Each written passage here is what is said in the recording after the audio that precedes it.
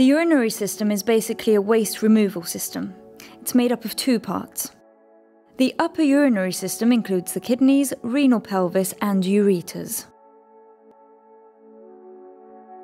Kidneys essentially filter your blood of excess fluid and impurities. That's what becomes urine.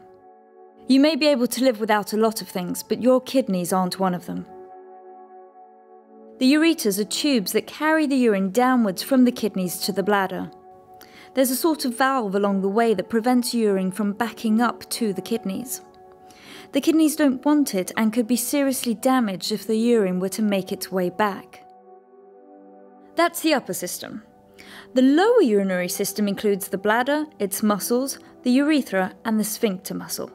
The bladder both stores and empties urine. Its walls are made up of several interwoven muscle layers. These muscles are relaxed when your bladder is filling, but flex and contract when you empty your bladder. The bladder walls have receptors that keep track of how full it's getting. At about 200 millilitres, the receptors start signalling the brain that something will have to be done soon. At 400 millilitres, the signals are pretty much non-stop. We've really got to go. The female adult urethra is somewhere between 3 and 5 centimetres long. It's the tube between the bladder and the exit. Right below the bladder, just here, where the urethra starts, is a sphincter muscle. It's a kind of gatekeeper. The muscle squeezes the urethra shut as the bladder fills, and then relaxes when it's time to empty. That's part of why you can or can't hold your water, so to speak. The other is the difference in pressure between the urethra and the bladder. When the pressure level is high in the urethra and low in the bladder, it's easier to hold back. When you're emptying your bladder, the reverse happens. Pressure goes up in the bladder and lowers in the urethra. And that's the urinary system in a nutshell. But the head, for the most part, is still in charge. In a very complicated interaction, your bladder sends signals that it's filling up along the spinal cord to one part of the brain. That part then signals to another part of the brain, which you feel is a need to pee. When everything's working properly, you can then decide when to empty your bladder. Once you give the signal, your central nervous system sends the commands that contract the bladder and cause the sphincter muscle to relax, lowering pressure in the urethra as it opens. When your bladder is completely empty, everything goes back to the way it was. Which brings us to the big question: why isn't the system working properly? Well, it may be a temporary or a lifelong malfunction. It depends on your condition.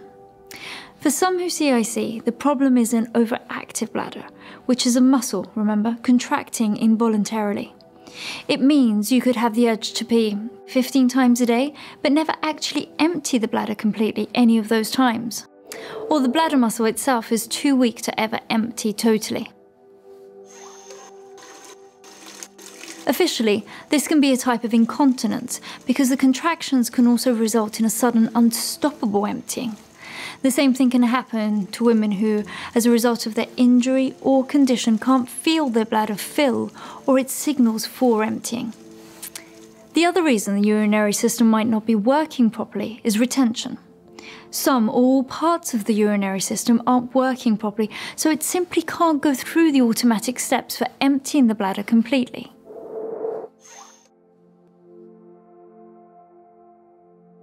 It could be due to damage to the urethra or the inability to relax the sphincter.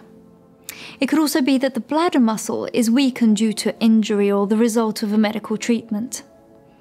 With retention, you might be able to pee but don't empty completely, leading to an overfull bladder. Some women experience both incontinence and retention, especially if they have a nervous system condition such as MS, spina bifida, or a spinal cord injury. The problem from a medical perspective is that there will be residual urine in the bladder, which could lead to infections and leakage. And if the bladder never empties properly, it could get too full and back up into the kidneys, which is a very serious problem. Women with spinal cord injuries or spina bifida also experience more or less severe versions of these symptoms because of damage to the nervous system. But whether you have a milder or more severe form of incontinence or retention, the good news is CIC can definitely be a part of your solution, and a really easy and effective one at that.